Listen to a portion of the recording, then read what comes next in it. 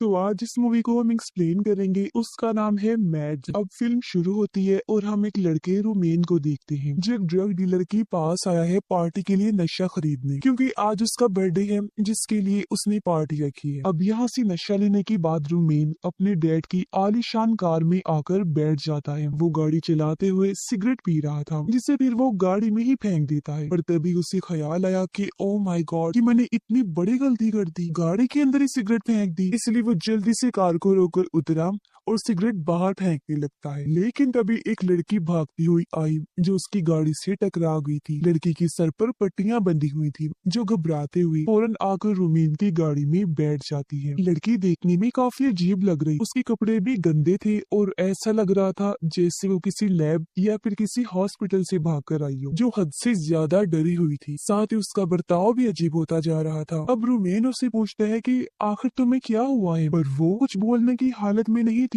और बस रोती ही रहती है। तब उसकी मदद करने के लिए रोमेन इमरजेंसी नंबर पर फोन करने लगा, लेकिन उसने नोटिस किया कि पुलिस के नाम से लड़की और घबरा रही है, तो उसने फोन बंद कर दिया और वो खुद ही लड़की को ड्रॉप करने का फैसला करता है। मगर वो ये तो जानता ही नहीं था कि उसे ड्रॉप कहाँ करना है। और तो और वो भी कुछ बोल नहीं रही थी, बस रो ही जा रही थी। अब रोमेन गाड़ी लेकर निकल गया। वो बीच बीच में भी उससे बात करने की कोशिश करता है मगर कोई फायदा नहीं होता। कुछ देर बाद लड़की एक रिकॉर्डर निकालती है जिसके अंदर कुछ कमांडोस ये बोल रहे थे कि हम जिस सब्जेक्ट लड़की पर एक्सपेरिमेंट तजुर्बा कर रहे थे, जिसका नाम हमने C39 रखा था, वो भाग निकली है। उसकी उम्र 25 साल है। अब लड़की उससे ये समझाने की कोशिश कर रही थी कि ये मेरे बारे में बात कर रही है, यानी सच में वो किसी एक्सपेरिमेंट का हिस्सा थी। मगर जाहिर है रोमेन को कुछ समझ नहीं आता और अब अचानक लड़की पागलों जैसी हरकतें करने लगी। वो अजीब तरह के इशारे करते हुए गाड़ी में अपना सर मारने लगती है। उसके पास एक चाकू भी था जिससे वो खुद पर वार करने लगी। हालांकि रोमेन उसे रोकने की कोशिश करता है लेकिन वो नहीं रुकी, बल्कि उस पर ही गिरकर अपना खून रोमेन पर लगा देती है और तभी वो सीट पर गिर गई, अपना दम तोड़ देती है। ये देख रोमेन पूरी तरह घबरा गया क्योंकि उसे कुछ समझ ही नहीं आ रही थी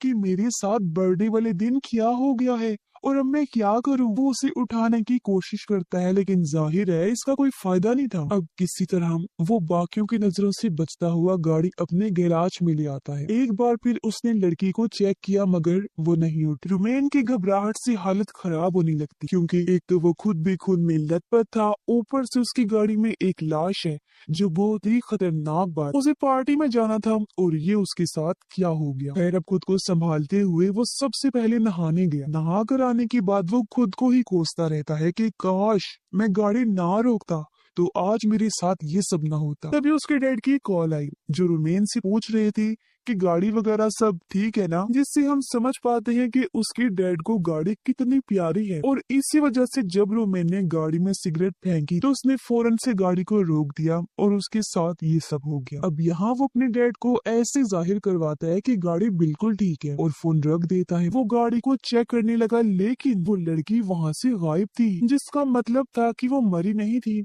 बस उस टाइम जख्मी होने की वजह से बेहोश हो गई। पर ये बात काफी चौंका देने वाली थी कि इतना जख्मी होने के बाद भी वो जिंदा कैसे थी और उसमें इतनी ताकत कैसे बाकी रही कि वो उठकर भाग भी गई। इसका जवाब हमें आगे पता चलेगा। और यही चीज सोचकर रोमेन भी उसे ढूंढने लगा मगर वो उसे कहीं भी नहीं मिलती। तभी दरवाजे पर कोई आ जाता है। रोमेन जब चेक करने गया तो वहाँ उसकी दोस्त थी जिसका नाम एना होता है और क्योंकि रोमेन की बर्थडे थी तो एना उसके साथ टाइम गुजारना चाहती थी ताकि उसे अच्छा लगे, लेकिन घबराहट की वजह से वो एना को रोककर फिर से लड़की को ढूंढने लगा और एना बाहर चली जाती है सिगरेट पीने के लिए। रोमेन को लगा कि वो नाराज है, इसीलिए वो एना को अपने पास बुलाता है। वो कहती है कि मैं तुम्हें पार्टी के लिए लेने आई थी मगर तुम तो उल्टा ही बर्ताव कर रही हो मेरे साथ। उसे रोमेन पर शक भी हो रहा था कि क्यों इस तरह की हरकतें वो कर रहा है। रोमेन उसे समझा बुझाकर वहाँ से भेजने लगा कि तभी रोमेन की बाकी दोस्त भी आ जाते हैं उसे लेने के लिए, मगर वो सिर्फ एना को ही उनके साथ भेज देता है ये कहकर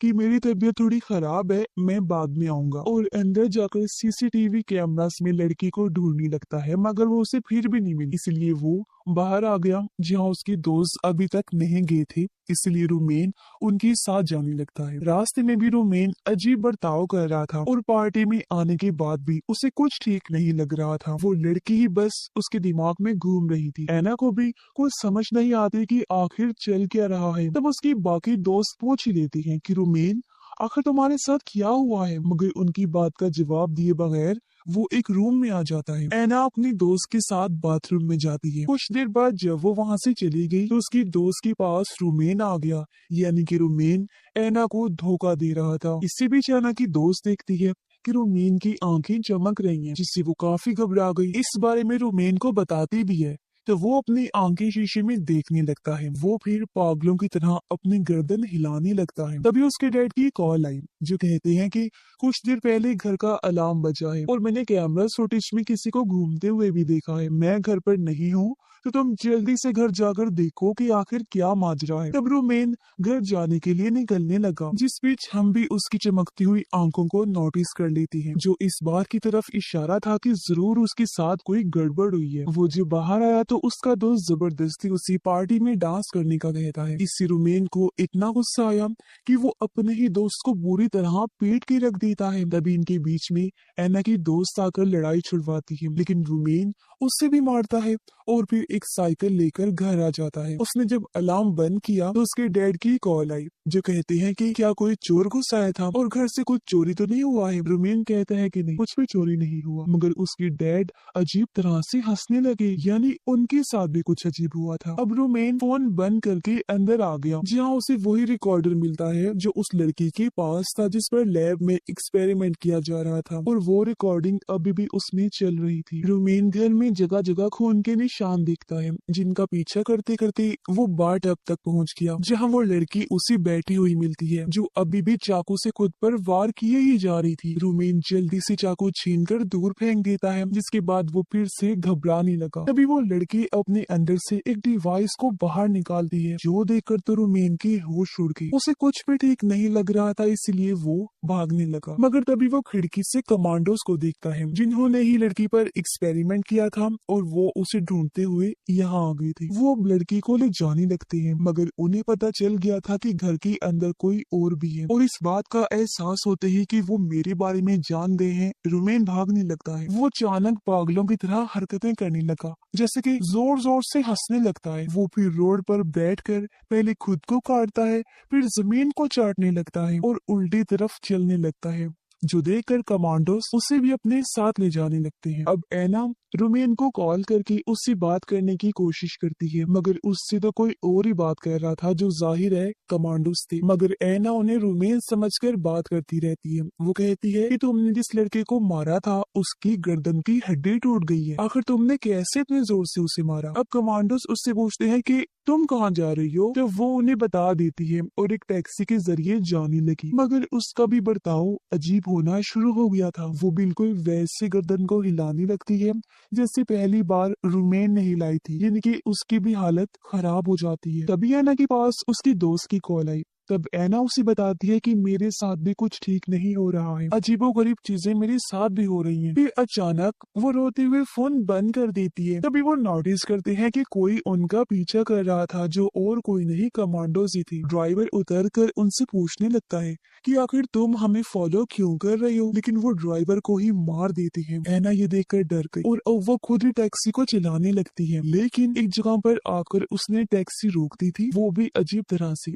सड़क पर चलने लगी जहाँ वो लोग अभी भी उसका पीछा कर रहे थे। ऐना जब भागने लगी तो वो लोग लगातार उस पर शूट करते हैं, मगर हैरत वो फिर भी नहीं रुकी, भागते जा रही थी। वो एक क्लब में आकर लोगों से मदद मांगती है, पुलिस को कॉल करने का कहती है। फिर वो बाथरूम में जाकर अजीब तरह से शीशे में पहले खुद को देखती है, फिर अपनी चोट देखकर रोने लगती है। तभी उसके पास ऐना की दोस्त की कॉल आई जो उसे बुला रही थी कि स्टेशन पर मिलने आओ, मेरे पास बाइक है, हम भाग निकलेंगे। तभी कमांडोज क्लब में भी आ गई और यहाँ सभी लोगों को शूट करके मार देती है, जो देख ऐना खिड़की से कूदकर बाहर आ गई और अपनी दोस्त की बताई हुई जगह पर जाने लगती है। तभी हम देखते हैं कि उसकी आंखें में चमक रही हैं और वो पागलों की तरह बर्ताव करने लगी थी। रास्ते में एक लड़की पर वो हमला कर देती है, बुरी तरह उसे पीटने लगी और अपना खून भी उस पर लगा देती है। फिर आगे बढ़कर वो एक लड़के की साइकिल चुराकर वहाँ से भागने लगी। लड़का उसे रोकने लगता है मगर वो उसे भी मारकर तालाब में फेंक देती है और जाने से पहले कहती है कि आई एम सॉरी, ये मैंने जानबूझकर नहीं किया, पता नहीं मेरे साथ क्या हो रहा है जो मैं ऐसी हरकतें करने पर मजबूर हो रही हूँ। तभी हम देखते हैं कि पूरे शहर में सायरन बज रहा है, यानी कि शहर के अक्सर लोगों के साथ इस तरह की अजीब चीजें हो रही हैं। फिर ऐना अपनी दोस्त के पास पहुंच गई। उसकी हालत देखकर वो उसे जल्दी से बाइक पर बिठा लेती है, पर वो अजीब तरह से अपना खून उस पर भी लगाने लगी, जो देखकर ऐना की दोस्त उसी बाइक से नीचे गिरा देती है। उसने देखा कि ऐना जानवरों जैसी हरकतें कर रही है, इसलिए वो भागकर उससे दूर आ गई। तभी उसकी दोस्त के पास उसकी मॉम की कॉल आई, जो कहती है कि शहर में कुछ बहुत ही अजीब हो रहा है और मेरी व्हील चेयर एक जगह पर अटक गई है। ये सुन वो जल्दी से अपनी मॉम को बचाने के लिए जाने लगी, पर हम देखते हैं कि ऐना लगातार उसका पीछा कर रही है। वो इतनी तेज भाग रही थी जैसे कोई बाइक हो, यानी उसकी स्पीड बहुत तेज थी, जो चीज काफी हैरान कुन है। अब उसकी दोस्त अपनी बिल्डिंग में पहुंचकर लिफ्ट के जरिए अपने घर जाने लगती है, मगर बीच में ही उसकी लिफ्ट रुक गई। इससे ऐना की दोस्त घबराने लगती है। तभी वो बाहर ऐना की आवाज सुनती है, जो बिल्डिंग के लोगों को मार मार कर खा रही थी और उनके चीखने चिल्लाने की आवाजें आ रही। तभी उनमें से एक कमांडो की आवाज भी उसे सुनाई देती है, जो कहता है कि शहर में एक तरह का वायरस इन्फेक्शन फैल गया है। अगर तुम उससे इन्फेक्टेड नहीं हुई, यानी कि उसकी लपेट में नहीं आई, तो हम तुम्हें बचा सकते हैं। तभी लिफ्ट एक बार फिर चलने लगी और वो अपने फ्लोर पर पहुंच जाती है, लेकिन घर आकर उसने देखा कि ऐना उसकी मोम को खा रही है और उनका पूरा सर ही उसने गायब कर दिया था खाकर। घबराते हुए उसकी दोस्त वहाँ से भागने लगती है, जहाँ तभी उसके सामने एक कमांडो आ गया जिसने मास्क पहना हुआ था। वो ऐना की दोस्त को पकड़कर उसकी आंखों को देखने लगा, ये चेक करने के लिए कि कहीं ये इन्फेक्टेड तो नहीं, लेकिन वो इन्फेक्टेड फिलहाल नहीं हुई। इसलिए कमांडो अपना मास्क हटाती है, यानी कि वो एक लड़की। वो उसे वही रुकने का कहकर ऐना को मारने जाती है, मगर उल्टा ऐना ने ही उस पर हमला कर दिया था। लेकिन जैसे तैसे कमांडो उसे मार देती है। उसने कई बार ऐना के सर पर शूट किया, जिससे उसके सर का बुरा हाल हो गया था, लेकिन जाहिर है इससे कमांडो खुद भी इन्फेक्टेड हो गई थी, क्योंकि उसके पैरों पर ऐना का खून लग गया था। यानी कि अगर इन्फेक्टेड इंसान का खून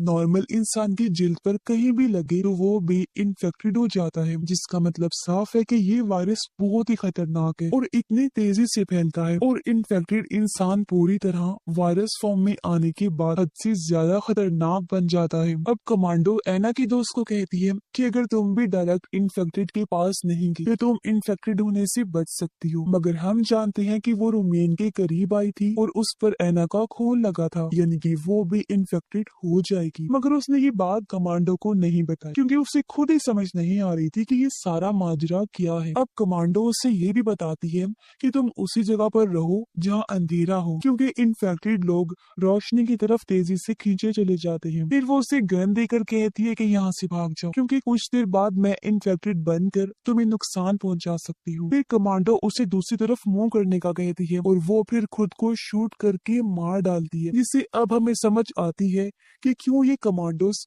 सभी इन्फेक्टेड का खून लगे लोगों को मार रही थी, क्योंकि वो नहीं चाहती थी कि ये वायरस पूरे शहर में फैले और इससे तबाही हो। लेकिन हमें पता है कि ऐसा तो हो चुका है, और अब देखते ही देखते ऐना की दोस्त भी इन्फेक्टेड होना शुरू हो गई थी। उसका बर्ताव बदलने लगा, वो पागलों की तरह हंसने लगती है और हम सुन पाते हैं कि पूरे शहर में तबाही मची हुई है। अब यहाँ हमें पता चलता है कि वो पहली लड़की यानी कि एक्सपेरिमेंट की सब्जेक्ट C39, उसकी वजह से वायरस पूरे शहर में फैला। उसने सबसे पहले रोमेन को इन्फेक्टेड किया अपना खून लगाकर, फिर उसके कांटेक्ट में आने से बाकी दोस्त हुए और उनके जरिए ये वायरस आगे लोगों में भी फैलता गया और पूरा शहर इसकी चपेट में आ गया। अब कमांडोस ये एक्सपेरिमेंट गवर्नमेंट के कहने पर कर रही थी, ताकि वो इंसानों को सुपर फास्ट सोल्जर बना दे जो बहुत ही ज्यादा पावरफुल होंगे। उन्होंने अपने सब्जेक्ट को इस तरह डिजाइन किया था कि उसका खून लगने से बाकी लोग भी उसके जैसे सुपर फास्ट पावरफुल बन जाएंगे। लेकिन यहाँ एक अच्छी चीज होने के साथ साथ भयानक भी हो, यानी कि वो लोग पावरफुल तो बने